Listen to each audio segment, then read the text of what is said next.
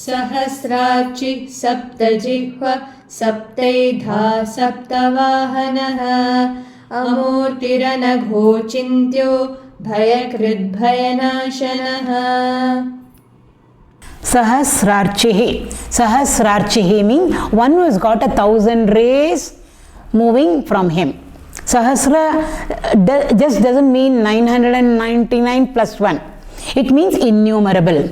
That's what Sahasra stands for. So Sahasrārchiḥ means one who has got thousands and thousands and thousands of rays. The sun, Lord Sun is being indicated over here. And who is Lord Sun? Bhagavan has already told us, I am the sun, I am the moon, I am everything. He has already told us. So the heat that comes from the sun, the heat rays, the thermal rays, the light rays that come from the sun, because of which we are all nourished and nurtured. Otherwise everything would become cold, death, ice it would have become. So Bhagavan is identifying with the rays. The rays are important. Sun is far away from us. Sun is not directly coming to us and giving us heat and light. He is not in contact with us, but he senses rays. So the rays are very, very important. How many rays are there? There is no place where the rays are not there. The sun's rays covers all of space. There is not even little space on the ground, even a pinpoint space where the sun's rays are not there. So he covers so much. Therefore, how can we count the number of rays that are coming from him? So it's the rays which are giving to us, which are nourishing us and nurturing us. The sun's rays, which carry for us, bring to us heat and light. Similarly, the moon's ray. After all, what is moonlight? Moonlight is nothing but sun's light reflected. So moon's rays, sun's rays. Here it is sun's rays. So he who has got so much of effulgence, and that effulgence, that light and heat comes to us from there, from the celestial sphere, it comes to us, to the terrestrial plane. How does it come to us? It comes only in the form of rays. So therefore he who has got thousands and thousands, innumerable rays. Sahasrārchiḥ. Next two we will take them together. Saptajihvaḥ, saptaidhāḥ, we will take them together. Sapta means 7. Jivva means tongue, which is there in our mouth, tongue. So saptajihvaḥ means one who has got 7 tongues. So 7 tongues. Saptaidhāḥ means one who has got, one who is represented by 7 effulgent factors. So both of them we should actually club together. So one who has got 7 tongues, it's not just an ordinary tongue. Ours is a fleshy tongue, which we use for eating and for talking. These 7 tongues are 7 tongues of flames. So saptajihvaḥ, saptaidhāḥ means 7 tongues of flame. What is it representing for us? It's representing for us over here Agni Bhagavan. So we all see fire. Fire is there in the flame of the lamp also, but when we Homakund, when we see, it's blazing fire over there. Whenever we are doing a homa over there, we invoke whomever we are worshipping, whichever deity we want to invoke over there, we invoke in Agni Bhagavan over there. In the fire we invoke over there. And we have to provide fuel over there. Fuel is there, logs of wood are there, twigs are there, dry twigs are there. Of course, the ghee has to be poured in so that flame doesn't get extinguished. And depending on the homa that we are doing, different dravyas are put in. For all of us, it looks like same fire. Fire is also different. It's got its own characteristics. So what we with all our scientific temperament can't do, long ago the rishis have so beautifully classified even fire for us. We think fire is one. They say no, fire has got 7 characteristics. So actually the fire that we are seeing in front of us has got 7 different tongues. Now when we see the fire coming out from the Homa Kunda over there, they are called as tongues of flame. Tongues are there, 7 tongues. What sort of a tongue is it? It's tongues of flame. Brilliance, it's full of brilliancy. Effulgent it is, luminous it is, golden yellow it is. It's got heat and it's got light. So these 7. And this comes very beautifully in the Mundaka Upanishad. Not Mandukya Upanishad, it is Mundaka Upanishad. Over there, we are told of how fire, Agni Bhagavan has got 7 tongues of flame, and each one of them is characterized by what? Different characteristics, and therefore they are called by different names also. So all that Agni which we are seeing in front of us, we can split it into, we can't split it, but that's how it is, 7 different tongues of flame. And all of them have been given a name. They've got such beautiful names. And the names are Kali, Karali, Manojava, Sulohita, Sudhumravarana, Spulingini, Vishwaruchi. Either it ends with an akara or ikara, Strilinga. So Agni Bhagavan, we say it's a he. We don't say Agni Bhagavan is she, he. But his Shakti over there, what he can do, that fire element over there, it's all Strilinga over it.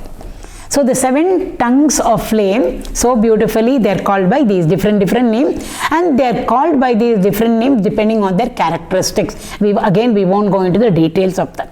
So there I'm just repeating the names: Kali, Karali, Manojava, Sulohita, Sudhumravarana, Spulingini, Vishwaruchi. It's beautiful names, Sanskrit names there.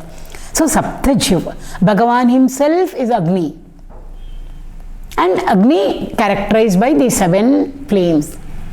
It's so beautiful to just watch the flames coming out from a homakund. The fire that is coming from a homakund is different from the fire in a cremation ground. We think all fire is the same. But if we are very sensitive, we can make out there is a slight difference between the fire which is burning up a dead body and the fire which is there in a homakund. So there itself we can see difference. And over here we are talking about the homakund over there, 7 different tongues of flame over there. Each of them have got different characteristics, therefore different names. All of them can do what they can. All of them are associated with heat and light. That is outside of us in a homakund. So next time when we are participating in a homa, or when we go for a homa, and we see the homakund in front of us and the flame over there, we can think of this. Oh, I am seeing Agni as one, but it has got 7 different tongues of flame, and they're all associated with these beautiful names over there. Now, subjectively, what does it represent? Bhagavan inside, we say light of consciousness, the life spark. Light spark means Agni Bhagavan only. So Brahman, so that light of consciousness that is there in us, the life spark that is there in us, Atman that is there in us, we can consider it to be Agni Bhagavan. He's got 7 tongues of flame. So the flames must be functioning through different avenues in us, in 7 different aspects. What are the 7 different aspects? 2 eyes we have got, 2 ears we have got, 2 nostrils we have got. All of them in our face only. So beautiful it is. I'm just repeating: 2 eyes, 2 ears, 2 nostrils, and 1 mouth. So 2 plus 2 plus 2, 6 plus 1, 7. 1 mouth. All the 7 of them, who is functioning? Bhagavan only is functioning. So it looks like fire is coming out. From what? From all these 7 apertures in us. Eyes may be there. A person looks very healthy, but he or she may be blind. Ears may be there, but the person may be deaf. Mouth may be there, but the person can be dumb. So just behind our physical equipment, the sense organs, eyes, ears, nose, tongue, skin, there is something functioning through it. Something lends life to our eyes. The power of vision, the power of audition, the power of fragrance, smelling, and the power to inhale and exhale also through the 2 nostrils, and the mouth, of course. The power to be able to speak and to be able to eat. We say fiery speech. We use these words. Oh, the words that came out of her were all like fire. And digestion starts right at the tongue. in the beginning itself. Why? Fire element is there. So therefore, both are included. Outside also, Homakund, saptajihvaḥ, saptaidhāḥ, and within us also we have that Agni Tattva in us, the fire in us, which is functioning in 7 different ways. Through the eyes, through the ears, through the nostrils, and through the mouth also. If Bhagavan is not presiding in us and not functioning in us as the powers behind these Jnanendriyas, eyes, ears, nose, tongue, skin, we wouldn't have been able to do anything at all. So therefore, Bhagavan is saptajihvaḥ, saptaidhāḥ, saptavāhanaḥ. Saptavāhanaḥ means one who has got, Vahana means vehicle. 7 means number 7. So saptavāhanaḥ means one who has got a vehicle which is driven by 7. 7 what? 7 horses. So again Lord Sun over here. Saptavāhanaḥ. Sapta means 7. Vahana means vehicle. So one who has got a vehicle, 7 it literal meaning looks like he has got 7 vehicles. But it is not so. A vehicle which has got 7 different sections. And who is it? It is none other than Lord Sun. So Lord Sun over here is one who is riding a chariot which has got 7 horses. Therefore he is known as saptavāhanaḥ. In the Bhagavad also very beautifully a description of Surya Bhagavan comes over there. Surya Bhagavan is seated in a chariot which has got 1 wheel. Strangely, it has got only 1 wheel. Normally, at least minimum it should have 2 wheels or 4, etc. Even number. But this is a very unique Ratha of Surya Bhagavan, where the chariot has got only 1 wheel. What is that 1 wheel signify for us? That 1 wheel signifies for us time. Time is 1. And time is eternally moving. Flow it is. Therefore, the chakra represents for us the flow of time. From the future, time comes, it becomes the present for us, and then it goes off to become the past. So therefore, his chariot has got 1 wheel which represents time. Because according to the sun's position in the sky, earlier days, they would, when the clock was not there, they would approximately know what time of the day it would be, looking at the position of the sun in the sky. Therefore, the sun is directly related to measurement of time for us. So therefore, his chariot has got 1 wheel which represents Kala for us. And also, it has got the various parts of the wheel also very beautifully described for us. We won't go into the details of that. And also, the chariot has to be yoked to, this chariot with 1 wheel is yoked to 7 horses. What do the 7 horses represent? They can represent for us the 7 days of the week. They come cyclically and go. The day starts from Sunday and it ends with Saturday. In our tradition, our week doesn't start with Monday and end with Sunday. It's because Monday represents the mind for us. And Sunday represents the intellect, knowledge for us. So knowledge should be first. So our week starts with Sunday, the day of knowledge, and that knowledge should enter into the mind. Monday represents the mind over there. And so on and so forth. And what does Saturday represent? The last day of the week. It represents the result of our activity, the Karma Pala day. Saturday is the presiding deity for Saturday is Shani Bhagavan, and he is known as Karma Pala Dhata. He is the one who gives to us the Karma Pala, the fruit of the action that we have performed in our lives. So very beautifully, the entire 7 days of the week signifies something very, very subjective to all of us. So the 7 horses over there represent the 7 days of the week. Also, the 7 horses represent for us the 7 colors. It comes in the Upanishads. So all our science is already there in the Upanishads. Only it's in a coded language, and Sanskrit helps there to convey something which is very, very significant and suggestive. So normally we just read the word meaning and then move ahead. But there is so much of Vijnana, there is so much of science over there. All our physics and chemistry and mathematics and all of that is there in the Vedas. And the Upanishads are nothing but the end portion of the Vedas. That's why we call it Vedanta Upanishads. So spectroscopy is also there. We know sun represents white light for us. And in science we have studied that white light, when it passes through a prism, it gets dispersed into its 7 different colors. Similarly, the white light. And what does that white light represent for us? Consciousness in us. So when consciousness flows through the prism of our body, mind, intellect, prism has got 3 edges. So when it flows through the prism of the body, mind, intellect, it splits. And it becomes the multiplicity, it becomes the variety. Remove the prism, all the 7 colors merge back again to become one. So if we transcend our equipment, the body, mind and the intellect, there is no Manava over there, there is no man over there. What is there remaining is only God-man.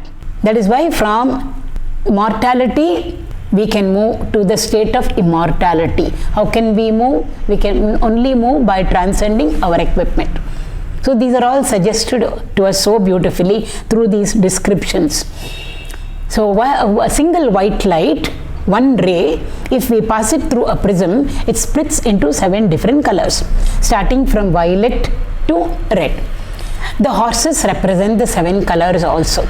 In many pictures we have the horses also colored. Violet horse, indigo horse, blue horse, green, orange, yellow, etc. Horses are not colored. They are not 7 different colored horses over there at all. They represent 7 colors. There is a difference between saying the horses are of 7 different colors and the horses represent the 7 colors for all of us. Then what is the color of the horses? If we go to Aditya Hridaya, it tells us what is the color of the horses. What is the color? Green. Anything which is far away from our vision, normal vision, eye, we are talking about the physical eye, will look green to us. So we are talking about something infinite, far remote from us. Surya Bhagavan is very, very far away from us. Therefore, like I said, anything which is far away from us, from our normal vision, will always look green in color. Therefore, the horses are represented as green horses to us. And also, if we see the 7 colors over there, violet to red, 7 colors, the middle color is green. So whenever a chariot is moving, especially Surya Bhagavan's chariot which has got 1 wheel, there has to be a lot of balance. Otherwise it will tilt and topple over. So who maintains the balance and the steadiness? The horses maintain it. Therefore the horses are given a green color. They are all very, very indicative to us. So in our lives also, when we are going through our life in time, all our life is played out only in time. The most important factor in our lives also is balance. But most of the time we are always out of balance. So green represents that for us. And also when all the 7 horses are yoked to the chariot, none of them, one can't go fast, one can't go slow. Then it's very difficult. The chariot will not move at all, or it will be disaster. All the 7 horses have to move with the same speed. Again, in our Puranas, all the horses are given different beautiful names also. Just like last time we said, the 7 tongues of fire, tongues of flame have been given different names. So also the horses are given, they are all divine celestial horses. So therefore they are also given beautiful names over there, and all of them have to travel with the same speed.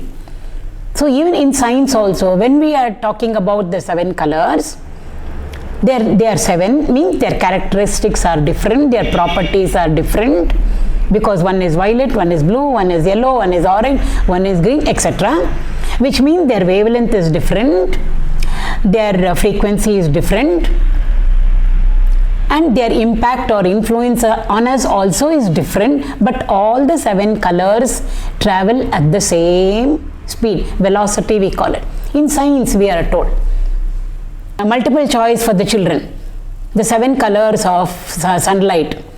What remains the same? Frequency remains the same, wavelength remains the same, velocity remains the same. Velocity means speed. Speed remains the same. Obviously, we can't have the horses, each one of them moving in different speed. So there's a lot, very beautiful illustration of Surya Bhagavan's chariot along with him in the Puranas. And therefore, when he is moving, we are told, he moves through. So he moves through the whole year. And 1 year has got 12 months. Every month he is called by a different name. We feel what is there in it, all the months the sun looks the same to us. It's not the same. The influence of the sun on us, its heat, its light, the inclination of the rays of light rays and heat rays, and its influence on earth and on things and beings is different in different months. So each month he has got a different name. The presiding deity of every month, sun, with respect to sun. Even the moon has got, I'm talking about full moon. On Monday is Kartika Purnima. The moon on Kartika Purnima is different from the moon on Sharad Purnima. It is different from the moon on Chaitra Purnima. I'm talking about full moon. We always feel all of them are the same. It's not the same. Because after all, sun's light reflected is what we get as moon's light. So there's a small little variation in sun. Definitely there should be variation at this level also, on the other side also. So every month the sun is given different name, and he is accompanied by, we are told, 6 attendants. So every month he changes his attendants, 6 attendants. Their names are also given in Bhagavad Puran. In the 12th section it is given. So he, with a different name, is accompanied by 6 attendants, all with different names, and rules over every month. Chaitra, Vaishaka, Ityadi, Ityadi. And how is he traveling? He is traveling in a chariot with 1 wheel, and it's yoked on to 7 horses. All of them represent for us the 7 colors or the 7 days of the week. But all the horses, their color is green. Haridashvaha. Harikala means green color. So green always represents for us balance. In the 7 days of the week, starting from Sunday to Saturday, the middle day is Wednesday. Wednesday represents the balance day for us. The color associated with Wednesday is green. The gem associated with Wednesday is emerald, green color. And also the dhanya, which is associated with Wednesday, is moong, green, whole green moong. It's so, everything is very systematic, very precise, very scientific. Only thing is we do not know. So saptavāhanaḥ, amūrtihi, murti means form, amūrti means formless. Whenever we say something has got a form or a person has got a form, it means they are finite. Because we have a form, we have a length, we have width, etc. And beyond our outer skin, outermost portion of the skin, there is space all around us. So therefore we are finite, we are limited. Therefore we are told we have a form. So anything that is limited will have a form, or anything that has a form will have limitations, boundaries, conditionings. Bhagavan has got no limits, no conditioning for him. He's got no limitations for him. We've already seen he is all pervading. So when Bhagavan is all pervading, what form can we give to him?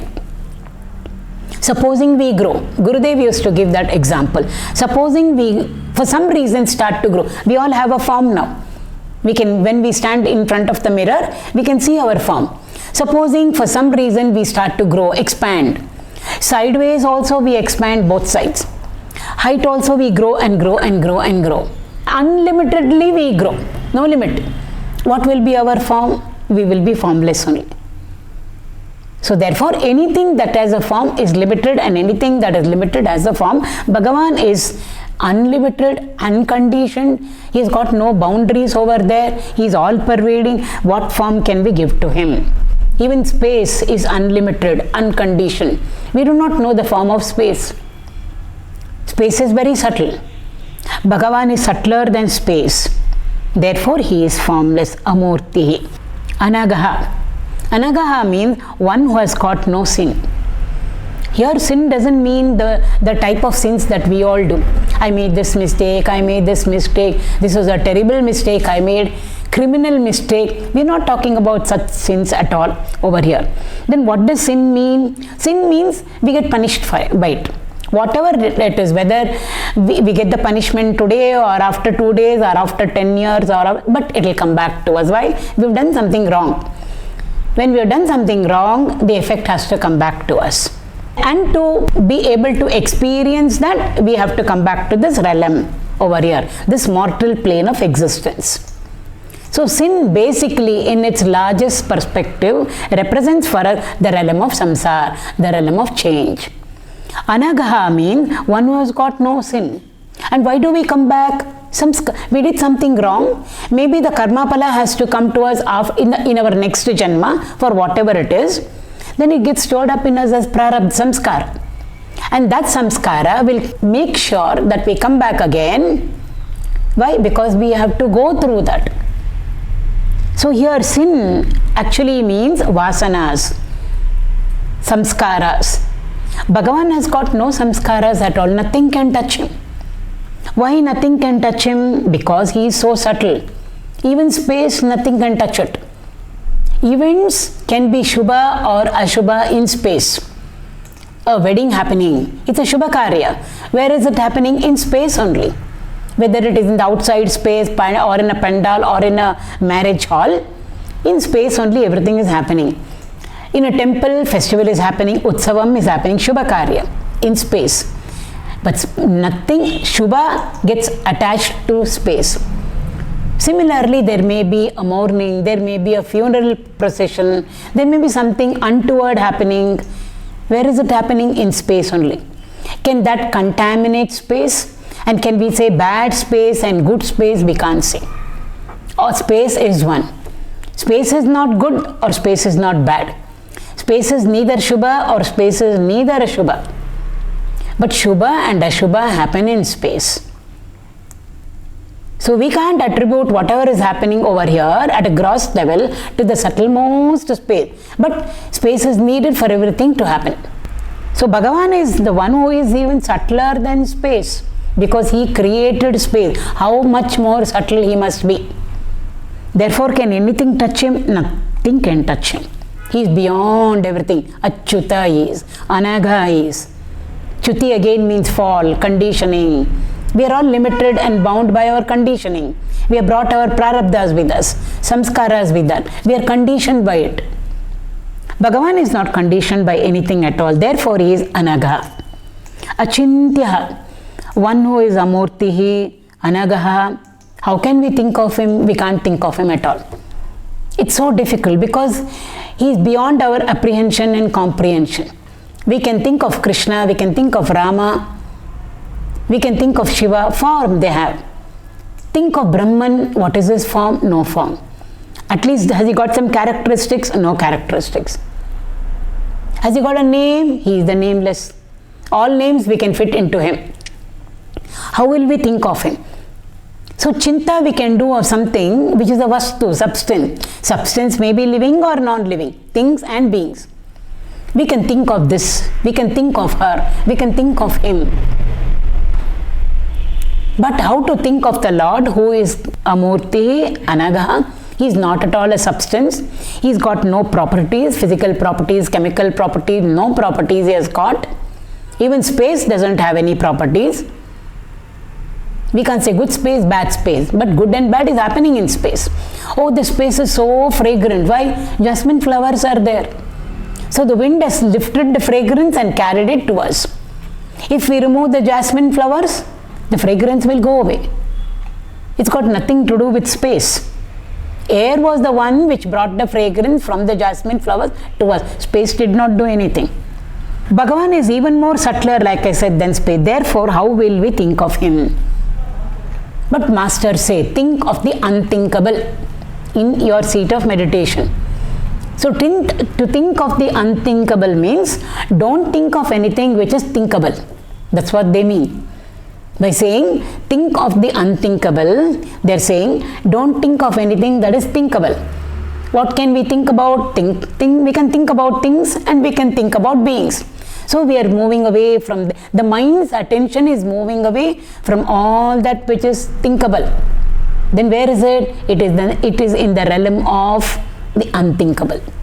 Actually, it's so difficult to think of the unthinkable. It looks contradiction over there. How can I even think of something which can't be thought of, which is unthinkable? But that's how our masters initiate us into the sadhana. That's the only way they can bring the Lord into our mind, in quotes. It's so difficult. Therefore, think of the unthinkable. Dasuru writes a very beautiful song. I don't know whether I did go through it last time. Anugha Chinte means to think of. So constantly we are always thinking of this, thinking of that. And he says over there, everything, and to think of anything worldly is worrying or brooding over. So he says, marriage also brings worry. No marriage also brings worry.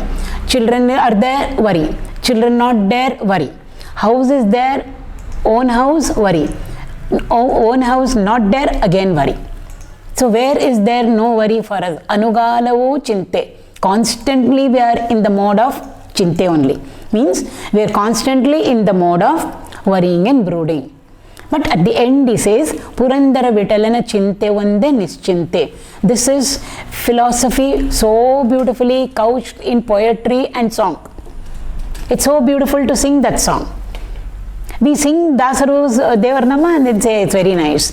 But what about the philosophy that is embedded in the Devarnama? So he says, Purandara Vitalana Chinte Vande Nischinte.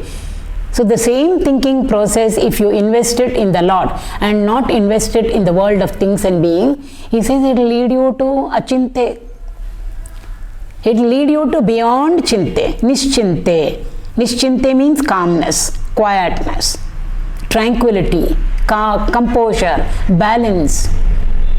So when the same thinking process is happening in the world outside, it's called worrying and brooding.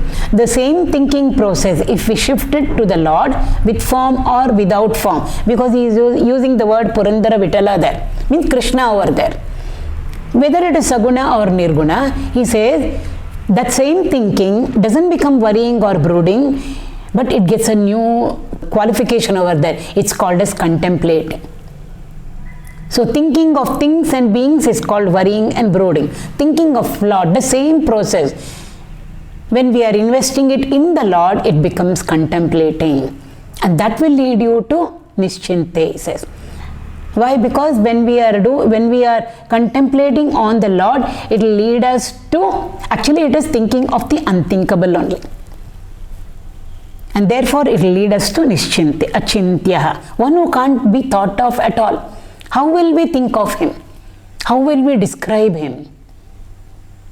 We are talking about Nirguna over here. Saguna, yes, we can easily describe. Even that is so difficult for us. We are hooked down to the name, the form and the qualities and some stories around the Lord. Supposing we take Krishna. His form, we are very familiar with it. His names, a few names, we are familiar with them. His characteristics and qualities, of course, we know all of them. He's so naughty, he steals butter, he danced with the gopis, etc., etc., etc. He was the one who drove Arjuna's chariot also. So characteristics and whatever is a leela is. So it's all very, very easy for us over there to think of one with the form. We tend to remain over there. But even over there, even when it is Saguna also, we should move beyond the name, form, qualities and activities. From Krishna, we should move to Krishna Tattva. From Rama, we should move to Rama Tattva. From Shiva, we should move to Shiva Tattva. What does it mean? The essence behind it. What is it that Krishna is suggesting to us? By his blue form, by the yellow that he is wearing, by the peacock feather on his head, on his crown, by all the leelas the sport that he played, whether it is in Gokula or Vrindavan or Dwaraka afterwards. What is it indicating to us subjectively? That is called as moving from Krishna to Krishna Tattva. In essence, what is it that he is teaching us?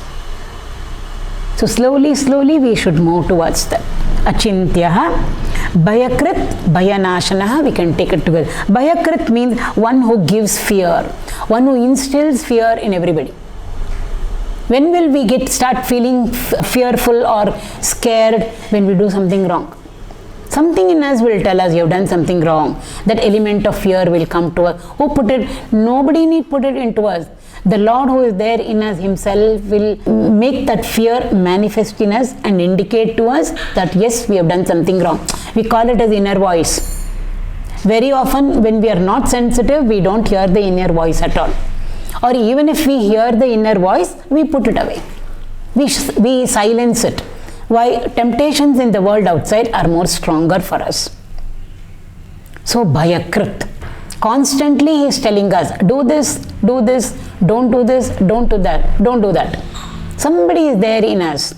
Or another meaning is one who instills fear in all the Rakshasas and the Asuras. In the Puranas we hear it. Especially in Krishna's story, Kamsa. Constantly he kept on thinking of Krishna. It's so funny. The gopis were thinking of Krishna. But it was a different emotion over there. Same way, Kamsa also was thinking of Krishna, but that fear was there in him. It comes in the Bhagavad. Every moment he is sitting down to eat, Krishna is there in front of him. The fear element comes to him. When he is trying to sleep, suddenly Krishna comes in his mind. The fear element comes over. He is also relating to Krishna. Gopis are also relating to Krishna. Rukmini also related to Krishna, but in different ways. So all these Rakshasas also do connect with the Lord negatively. Through fear, through hatred, by being inimical. And Bhagavan says over there, whatsoever the emotion is, as long as they are coming to me, thinking of me, I will be over there to redeem them ultimately. So it comes in the Bhagavad over there, becomes constantly 24/7, always Krishna, Krishna, Krishna, Krishna. But fear element was there. Hatred was there. Because of that, because of the consistency of thinking of Krishna, though negative, Krishna only had to come and kill him. So we can ask, why can't we also do that? Why should we love him? This bhakti, devotion and all, why should we pray to him? Why not we also become inimical towards him? And become like Ravana or Kamsa or Hiranyaksha or Hiranyakashipu. All of them were redeemed by the Lord. But it's not easy for us at all. It's very strenuous. Chances are there of slipping over there, and not only our welfare and well-being will go down over there before he redeems us, but we are also influencing the environment around us. That's what the Rakshasas did. It's not a very nice environment where people are peaceful over there. So he's creating a lot of harm over there, lot of destructiveness is there. Therefore that element, our acharyas say, avoid over there. Best is through love. Maximum benefit for us, maximum benefit for our family, maximum benefit for our society and community. But bhayakṛt, who instills that fear in them? Constantly Kamsa he was so powerful, he was so mighty, but still he was fearful. Ravana was, if we read their stories. Hiranyaksha was, Hiranyakashipu was. How many times I tried to destroy my own son Prahlada? How is it that he is coming back like that? He was scared inside. He may not open his mouth and verbalize it, but it was there in him. So finally that fear only made him open his mouth and ask Prahlada, you always keep saying Hari, Hari, Hari, where is that Hari? Show him to me. So bhayakṛt, and in all the Lord's avatars we can see it. Bhayakṛdbhayanāśanaḥ, one who destroys the fear that is there in us. All sorts of fear we have in us. And most of our deities in the temple or in the picture or in the idol that we have in our puja room or in the temple, two of the hands will always be Varadahasta and Abhayahasta, majority. It depends. Sometimes they are using their hands to wield the weapons, but in the majority of the cases, one of the hand will always be Abhaya. Means the palm will be facing us and the fingers will be pointing upward. It is called as Abhayahasta. Bhaya means fear. Abhaya means no fear. So by showing the Abhayahasta to us, Bhagavan is saying, once you start moving higher and higher, fingers are pointing upward. To move upward, we have to progress forward also. So forward motion and upward motion means we are moving ahead on our spiritual journey or in our evolution. If you do that, there is no fear for you at all. So the Abhaya Hasta over there, Bhagavan's Abhaya Hasta. So Bhayanāśanaḥ, he is the one who removes all fears. It can be any type of fear, our worldly fears. And finally, the fear of death happening to us, where we feel we will become non-existent. There are so many songs by so many of our acharyas. They say, at the end, Lord, I want you to be there with me. I want you to give darshan to me. So that the fear, if at all it is there in me, will go away. Why? I am seeing the Lord in front of me. So all types of fear, up to the worst fear that comes into us is the fear of death. Lord alone can remove all of them. He alone will remove it for us. So Bhayanāśanaḥ.